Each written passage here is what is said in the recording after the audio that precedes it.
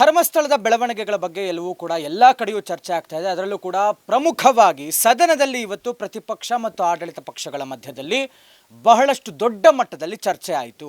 ಈ ಪ್ರಕರಣವನ್ನು ತಿರುಚೋದಕ್ಕೆ ಬೇರೆ ಒಂದು ಟಚ್ ಕೊಡೋದಕ್ಕೆ ಇವತ್ತು ಸದನದಲ್ಲಿ ಪ್ರತಿಪಕ್ಷವಾದಂತಹ ಬಿಜೆಪಿ ಮಹೇಶ್ ಶೆಟ್ಟಿ ತಿಮರೋಡಿ ಅವರ 2 ವರ್ಷದ ಹಿಂದಿನ ಹೇಳಿಕೆ, ಅಂದರೆ ಮುಖ್ಯಮಂತ್ರಿಗಳನ್ನು ಕೊಲೆಗಡಕ ಅಂತ ಹೇಳಿದ್ದಾರೆ ಮಹೇಶ್ ಶೆಟ್ಟಿ ತಿಮರೋಡಿ ಅವರು. ಹೀಗಾಗಿ ಅವರನ್ನು ಕೂಡಲೇ ಬಂಧಿಸಬೇಕು ಅನ್ನುವಂಥ ಒಂದು ಆಗ್ರಹವನ್ನು ಗೃಹ ಸಚಿವರಿಗೆ ಬಿಜೆಪಿ ನಾಯಕರು ಮಾಡ್ತಾರೆ. ಹೀಗಾಗಿ ಮಹೇಶ್ ಶೆಟ್ಟಿ ತಿಮರೋಡಿ ಅವರ ಬಂಧನ ಆಗೇ ಬಿಡುತ್ತೆ ಅನ್ನುವಂಥ ಚರ್ಚೆ ಆಯಿತು. ಈ ಮಧ್ಯದಲ್ಲಿ ಗೃಹ ಸಚಿವರು ಮತ್ತೊಂದು ವಿಚಾರವನ್ನು ಮಾತನಾಡ್ತಾರೆ. SITಯ ಶೋಧ ಕಾರ್ಯಕ್ಕಾಗಲಿ SITಯ ಮೇಲಾಗಲಿ ನಾವು ಯಾವುದೇ ಥರದ ಒತ್ತಡವನ್ನು ಹಾಕೋದಿಲ್ಲ, ಅದೆಲ್ಲವೂ ನಿರ್ಧಾರ ಅವರಿಗೆ ಬಿಟ್ಟಿದ್ದು ಅನ್ನುವಂಥ ನಿಟ್ಟಿನಲ್ಲಿ ಒಟ್ಟಾರೆಯಾಗಿ ಇವತ್ತು ಗೃಹ ಸಚಿವರು ಸದನದಲ್ಲಿ ಮಾತನಾಡಿದ್ದಾರೆ.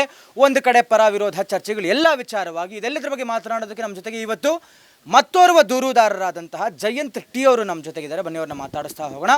ಜಯಂತ್ ಅವರೇ, ಇವತ್ತಿನ ಬೆಳವಣಿಗೆ ಬಗ್ಗೆ ತಮಗೆಲ್ಲ ಗೊತ್ತೇ ಇದೆ ಅಂತ ಅಂದ್ಕೊಳ್ತೀನಿ, ಇದರ ಫಸ್ಟ್ ರಿಯಾಕ್ಷನ್ ಸರ್. ನಾನು ಮೊದಲನೇದಾಗಿ ಕರ್ನಾಟಕ ರಾಜ್ಯದ BJP ಏನು ಮಂತ್ರಿಯವರಿಗೆ MLA ಅವರಿಗೆ ಮಂತ್ರಿ ಆಗಲಿಕ್ಕೆ ಯೋಗ್ಯತೆ ಇಲ್ಲ, ಇದೇ ಥರ ಮಾಡಿದ್ರೆ ಆಗೋದೇ ಇಲ್ಲ.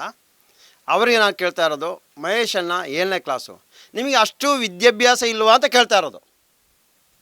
ಅವ್ರಿಗೆ ಅದನ್ನೇ ಕೇಳ್ತಾ ಇರೋದು.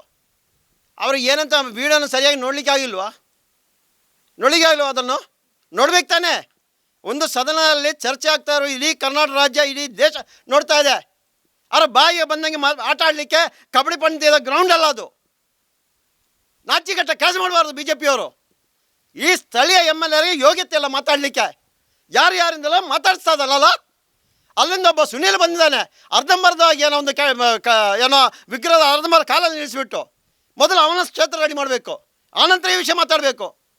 ಏನು ಸ್ಥಳೀಯ MLA ಹರೀಶ್ ಮುಂಜೆ ಗೊತ್ತಿಲ್ವಾ ಇಲ್ಲಿ ಎಷ್ಟು ಹೆಣ್ಣು ಮಕ್ಕಳ ಅತ್ಯಾಚಾರ ಆಗಿದೆ, ಎಷ್ಟು ಹೆಣ್ಣು ಮಕ್ಕಳ ಕೊಲೆ ಆಗಿದೆ ಅಂತ? ನಿಮಗೆ ನಾಚ್ಯ ಮಾನ ಮರ್ಯಾದೆ ಏನಾದ್ರು ಇದೆಯಾ? ಇದೆ, ಅದನ್ನು ಸರಿ ಮಾಡು. ಇಷ್ಟು ದಿನ ನಾವು ರಾಜ್ಯಕ್ಕೆ ವಿಷಯಕ್ಕೆ ಬಂದಿರಲಿಲ್ಲ, ರಾಜ್ಯಕ್ಕೆ ಮಾತಾಡ್ತಾ ಇರಲಿಲ್ಲ. ನಾನು ನನ್ನ ಕೆಲಸ ಮಾಡ್ತಾ ಇದ್ದೆ, ಇಂದಿನ ತನಕ ಸತ್ಯ ನಿಷ್ಠೆಯಿಂದ ಕೆಲಸ ಮಾಡಿದ್ದೀನಿ, ಆ ಧರ್ಮವನ್ನು ಕಾಯ್ತಾ ಇದ್ದೀನಿ, ಹೆಣ್ಣು ಮಕ್ಕಳ ರಕ್ಷಕನಾಗಿದ್ದೀನಿ, ಬಡವರ ರಕ್ಷಕನಾಗಿ ಕೆಲಸ ಮಾಡಿದ್ದೀನಿ. ಇವತ್ತು ನೋವಾಗ್ತಾ ಇದೆ. ಇದು ಸುಮ್ಮನೆ ಕೂರ್ಲಿಕ್ಕೆ ಆಗಲ್ಲ. ನಾಚೆ ಮಾನ ಕಟ್ಟೋರು ಅಂತ ಹೇಳ್ತೀನಿ. ಇವಾಗ BJPಯವರು ಬಂದಿದ್ದಾರಲ್ಲ, ಕೈಕಾಲು ಇಡ್ಲಿಕ್ಕೆ ದೊಡ್ಡವರದು. ನಾನು ಇಷ್ಟರಲ್ಲಿ ದೊಡ್ಡವರ ಮುನ್ನೆ ನಾನು ದೂರು ಕೊಡೋ ತನಕನು ದೊಡ್ಡವರ ಸುದ್ದಿ, ಆ ಬೇರೆ ದೇವಸ್ಥಾನ ಸುದ್ದಿ ಮಾತಾಡಲಿಲ್ಲ. ನಾನು ಇವತ್ತು ಹೇಳ್ತಾ ಇದ್ದೀನಿ, ದೇವಸ್ಥಾನ ವಿರುದ್ಧ ಅಲ್ಲ ನಾವು. ಇವತ್ತು ಒಂದೇ ಮಾತು, ಇವತ್ತು ಹೇಳೋದು ಜಯಂತವನ್ನಾದರೆ ಮಹೇಶ್ ತಿಮ್ಮನ ಕಳಿಸಿರೋದು ಅಣ್ಣಪ್ಪ ಸ್ವಾಮಿ, ಮಂಜುನಾಥ ಸ್ವಾಮಿ. ಇಷ್ಟು ಕೇಳಿಸ್ತಾ ಇಲ್ಲ ನಿಮಗೇನು? ಆ ಮಹೇಶನ್ನು ಅಷ್ಟು ಯೋಗ್ಯತೆ ಇಲ್ಲ ಕೆಲಸವನ್ನು ಆ ಅಧಿವೇಶನ ಮಾಡ್ತಾ ಇದ್ದಾರಲ್ಲ. ನಾಚಿ ಆಗಬೇಕು ಇವರಿಗೆ. 1500 ಕಾರಾಗಿ ಶೋ ಆಗಿ ಬರ್ತಾರಲ್ಲ. ಯಾವ ಪೆಟ್ರೋಲ್ ಪಂಪಲ್ಲಿ ಪೆಟ್ರೋಲ್ ಹಾಕಿಸಿದ್ದು ಗೊತ್ತಾ ನಿಮಗೆ? ಕುಣಿಗಲಲ್ಲಿ ಯಾರ್ದ್ರಿ? ಎಲ್ಲಿಂದ ಹಾಕಿರೋದು? ಧರ್ಮಸ್ಥಳದಲ್ಲಿ ಯಾವುದು? ಎಲ್ಲಿಂದ ಹಾಕಿರೋದು? ಏನು ಗೊತ್ತಿಲ್ಲ ಅಂತ ತಿಳಿಸ್ತಾರೆ ಇವರೆಲ್ಲ. ಏನು ಗೊತ್ತಿಲ್ಲ ನಮಗೆ. ಇದರೊಳಗೆ ಇನ್ನೊಂದು ಏನೋ ಅವನು ಧರ್ಮಸ್ಥಳ ಎಲ್ಲೋ ಕರ್ಕೊಂಡು ಬಂದಿರೋದು, ಅವನ ಇನ್ನೊಂದು ಜಾತಿ. ನಿಮಗೆ ನಾಚಿಯ ಮಾನ ಇದೆ ನಿಮಗೆ? ನೀವು ಬರ್ತೀರಾ? ನೀವು ಅಣ್ಣಪ್ಪ ಸ್ವಾಮಿ ಬೆಟ್ಟಕ್ಕೆ ಬರ್ತೀರಾ? ಯಾವನಾದರೂ ಒಬ್ಬ BJP MLA ತಾಕತ್ತಿದ್ದರೆ ಬರಬೇಕು. ನಾನು ಬರ್ತೀನಿ, ನಾನು ಬಂದು ಕಾಯಿ ಹೊಡ್ತೇನೆ. ಇದರಲ್ಲಿ ಷಡ್ಯಂತ್ರ ಇಲ್ಲ.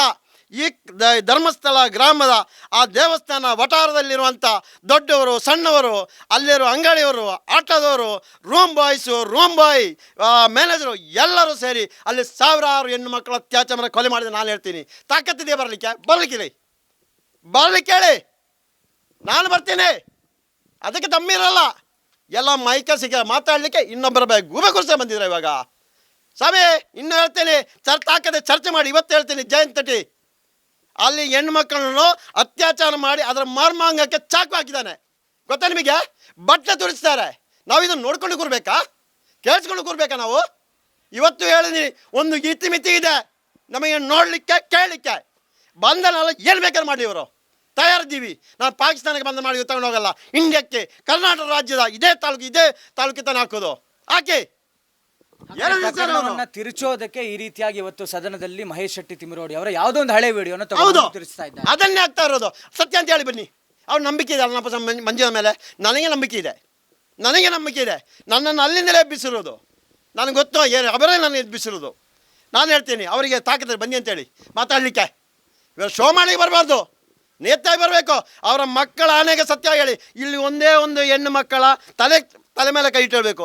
ಒಂದೇ ಒಂದು ಹೆಣ್ಣು ಮಕ್ಕಳ ಅತ್ಯಾಚಾರ ಆಗಿಲ್ಲ, ಒಂದು ಕೊಲೆ ಆಗಿಲ್ಲ, ಮರ್ಮಾಮಕ್ಕೆ ಚಾಕು ಚುಚ್ಚಿಲ್ಲ, ಬಟ್ಟೆ ತೂರಿಸಿಲ್ಲ, ಮಣ್ಣು ತೂರಿಸಿಲ್ಲ ಅಂತ ಹೇಳಿ ಅವರು ಬರ್ರಿ ಒಂದು MLA ಮೊದಲು ಮಾತಾಡುವ ನೀತಾಗಿ ಮಾತಾಡಿ ಅಂತ ಹೇಳ್ತಿದ್ದೆ. ಇವಾಗ ಏನಂತ ಹೇಳಿದ್ರೆ ಜಯಂತಿಯವರು ದೂರು ಕೊಟ್ಟಿದ್ದೀವಿ ತಾನೆ, ಅದು ಸತ್ಯ ಘಟನೆ.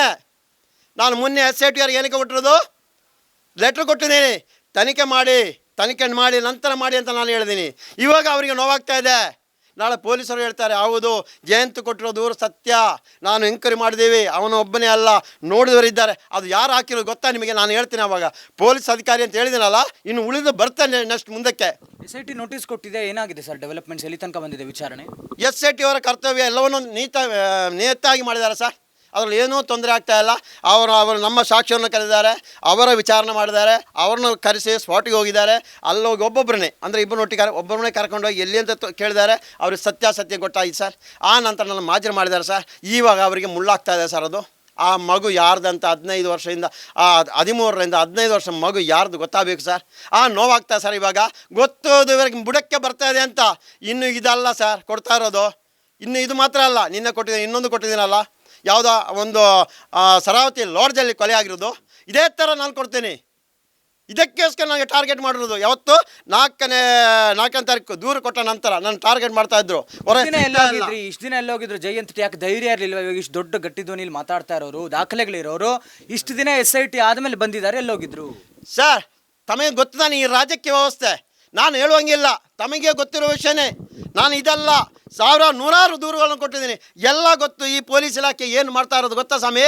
9 ತಿಂಗಳ ಹಿಂದೆ ಇವಾಗ ಬಂಟ್ವಾಳ ಪುಂಜಲಾಟ ಠಾಣೆಗೆ ನಾನೇ ಫೋನ್ ಮಾಡಿ ಹೇಳಿದ್ದೀನಿ ಸರ್, ಸಬ್ ಇನ್ಸ್ಪೆಕ್ಟ್ರಿಗೆ. ಸರ್ ಒಂದು ಬಡವರು ಸರ್, ಅವ್ರಿಗೆ ಯಾರು ಇಲ್ಲ ಸರ್, ನನ್ನ ಹೋರಾಟ ನೋಡಿ ಅವರು ಮುಂದೆ ಬಂದು ನನಗೆ ಮಾತಾಡಿಸ ಬಡವರು ಸರ್, ಮಾತಾಡಿ ಸರ್, ಅವ್ರಿಗೆ ಒಂದು ನ್ಯಾಯ ಕೊಡಿಸಿ. ಆ ಮಗು ಕರ್ಕೊಂಡು ಹೋಗಿದ್ದಾರೆ, ಹುಡುಕಿ ಅಂತ ಮಾಡಿಲ್ಲ ಸರ್. ಮೊನ್ನೆ SIT ನಾನೇ ಕರ್ಕೊಂಡು ಬಂದು ನಾವೇ ಬಿಟ್ಟಿದ್ವಿ ಸರ್. ನಾವು ಇವಾಗ ಹೆಣ್ಮಗಳಿಗೆ ಹೇಳಿದೆ SIT ಕೊಟ್ಟಿದ್ವಿ. SIT ಕೊಟ್ಟ ನಂತರ ಇವಾಗ ತನಿಖೆ ಪ್ರಾರಂಭ ಮಾಡಿದ ಪೊಲೀಸ್. ಏನಕ್ಕೆ ಬೇಕದು? SIT ಅವರು ಇಲ್ವಾ? ಅವರು ಮಾಡಲ್ವಾ? ಅದು ಮಾಡಿಸ್ಬೇಕಿತ್ತು. ಈ ಥರ ಗೂಬೆ ಕೂರ ಕೆಲಸ ಮಾಡಬೇಡಿ. ಇನ್ನೂ ನಾವು ಮುಂದೆ ನಿಂತಿದ್ದೀವಿ. ನಾನು ಹೇಳಿದ್ವಲ್ಲ, ಶಾಂತವಾಗಿ ನೆಮ್ಮದಿಯಾಗಿ ನಾವು ಆ ಹೋರಾಟ ಆ ನ್ಯಾಯಪರ ಹೋಗ್ಬೇಕಂತ ನಾನು ಕಾಯ್ತಾ ಇದ್ದೆ. ಇನ್ನು ಅದಾಗೆ ಆಗ್ತದೆ ಸರ್, ಮಾಡ್ತೀವಿ ಸರ್.